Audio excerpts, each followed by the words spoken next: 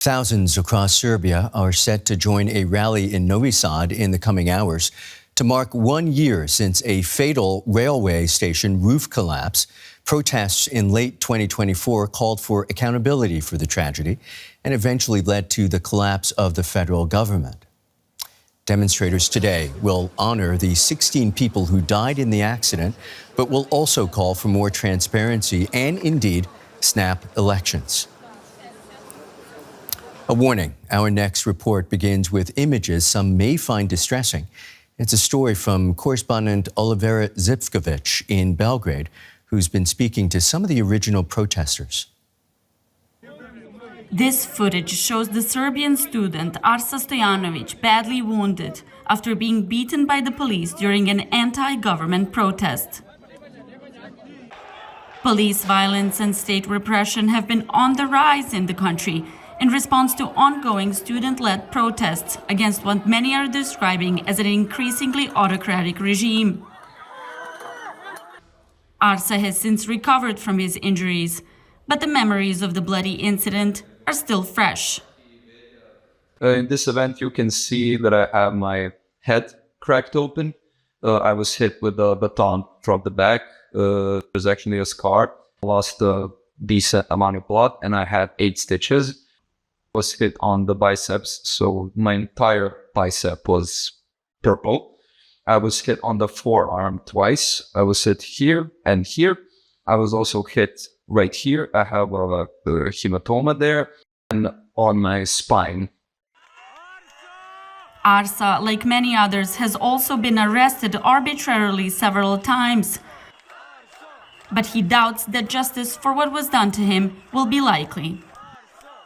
So under this current system, I do not expect I will see any justice, or any people that had anything related to my case will see any justice. And there has been a lot of police abuse of power from the police, from threats to kidnappings to just straight up physical violence.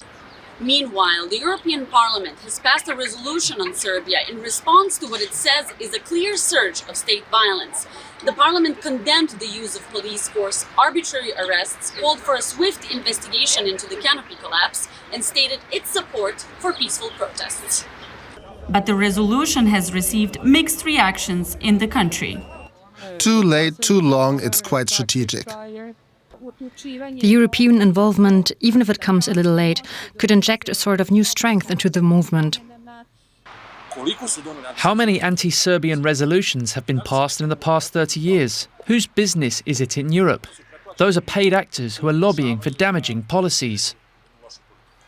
But Arsa and his fellow students believe the EU is finally recognizing their struggle. So I think the resolution is definitely a very good step in the right direction.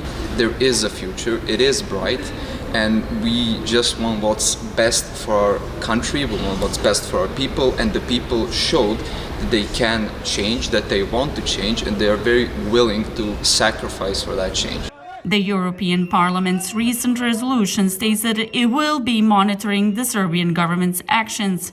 But it is as yet unclear if that will be enough to change the Serbian government's growing authoritarian stance. DW correspondent Idro Siferi is in Novi Sad, Serbia, where the victims of last year's tragedy are being commemorated. Idro, protesters are gathering in the streets. What are they demanding?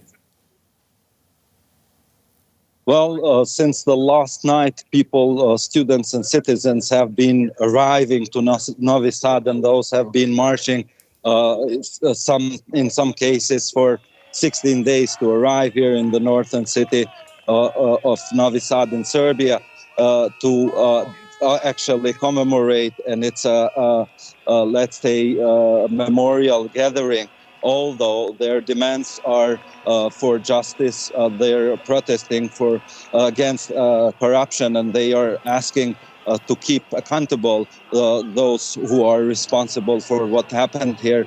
So they have been gathering also today, and they want now snap elections. Over the past year, Serbia has seen some of the most significant waves of anti-government protests in decades. How much pressure are these protests putting on the Serbian government?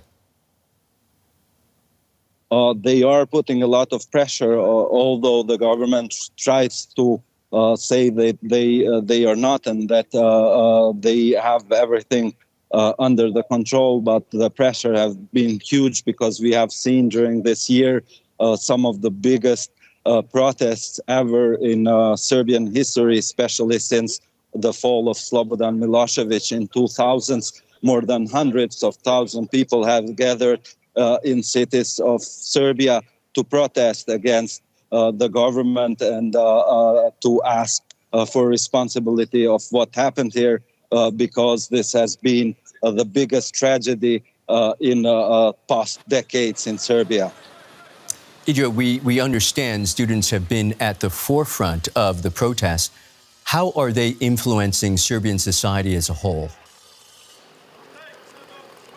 Of course, having in mind that students started this protest and then citizens joined them now, actually citizens are on lead, so students gave them a chance to uprise and to raise their voices, of course, also with making an alternative political list with independent people that they say that they will try to unseat the president Aleksandar Vučić from his position in his government. And during this time, the government had to make some measures, especially the prime minister resigned after the protests break up and violence that was done against them. So I can say that for decades, I never seen such big support in the streets of Serbia. The EU Parliament, of course, has condemned the use of the police force and arbitrary arrests. Has that sparked more energy for the protests? Of course, the protesters welcomed the EU resolution, although saying that it's too late because they had this impression that EU it's not reacting. In the other side, this made angry the president, Aleksandar Vučić, who called it an expected reaction from EU, although accusing the European Parliament for notorious lies from their side and neglecting that this has been happening. DW correspondent Idro Siferi, many, many thanks to you. We can speak now to Maja Stojanovic, who's the executive director of the NGO Civic Initiatives in Serbia. She's joining us from Belgrade. Welcome, Maja. We just saw there the story of Arsa, one of the Serbian students who joined the protests and was badly beaten by police. What is your reaction to what we just saw there? Well, we are reacting over a year now on this kind of incidents. This is not the only incident. There are many of them. This student was severely attacked, and it is just one of the issues which we have. We had young students that were actually beat up by the police. We have a lot of arrests in the last year. Only till September, I would say it is actually 10 months. By the official government reports, we had more than 25,000 of public gathering, all protesting against the impunity because of the fall of canopy, but also against the police repression and what is going on the streets, beating up students, beating up citizens.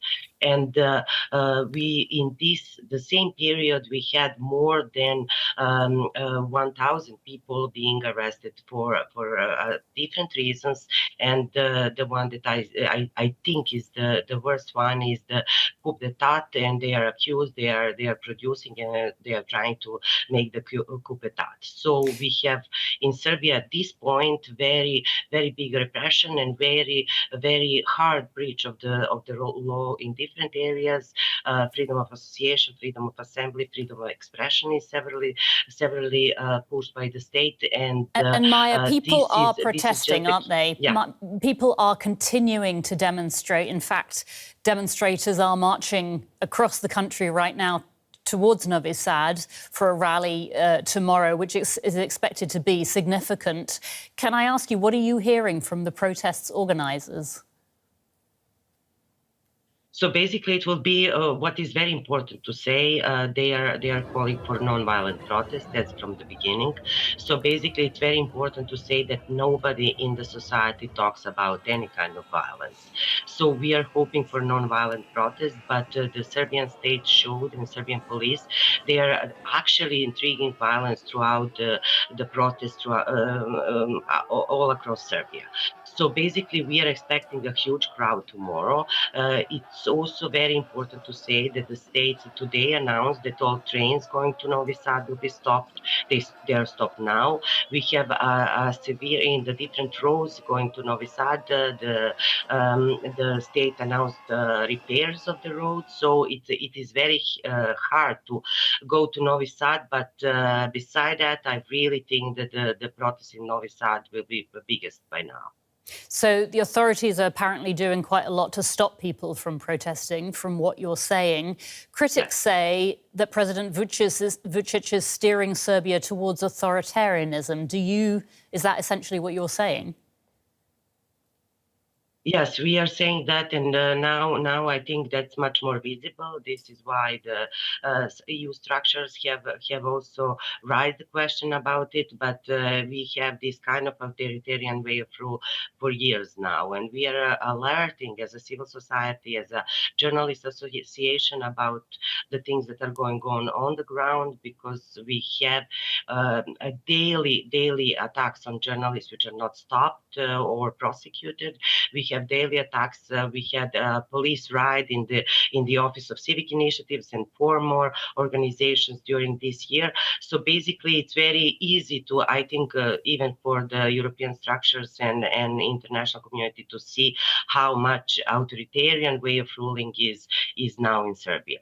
What would be a solution for these tensions? What could the government do to try and diffuse tensions and rebuild public trust, which has obviously been lost? So basically, from the beginning, the basic demand of the students and citizens on the street was to full accountability and full transparency regarding the poll canopy. My personal opinion and opinion of civil society here, of course, is that is the basic demand, and it's not very hard to fulfill. We need to know which terms the contracts were signed, who was responsible for these mistakes in the canopy renovation and everything else. Now, at this point, second demand was free and fair elections, and I think it's very easy for the government to call for extraordinary elections, because we had them in Serbia, for the ones who maybe don't know, for 5 times already. And this would be the first time that legally, like when there is this shake societal disturbance and everything else, this will be the first time that the government actually calls for extraordinary elections. And I think these 2 things will actually really make people more relaxed about the future in Serbia and the possibility of rebuilding democratic society. Maja Stojanovic, Executive Director of Civic Initiatives in Serbia. Maja, thank you for joining us.